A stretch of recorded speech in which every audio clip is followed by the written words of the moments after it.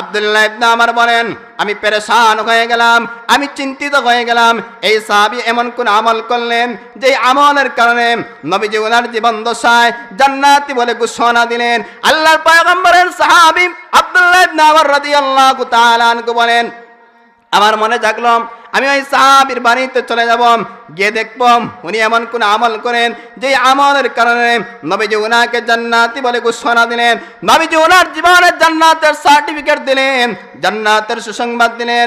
আল্লাহর নবীর সাহাবী আব্দুল্লাহ ইবনে ওমর রাদিয়াল্লাহু তাআলা আনহু চলে গেলেন ওই ব্যক্তির বাড়িতে, গিয়ে বললেন, ওগো নবীর সাহাবী, আমি আপনার বাড়িতে মেহমান হতে চাই।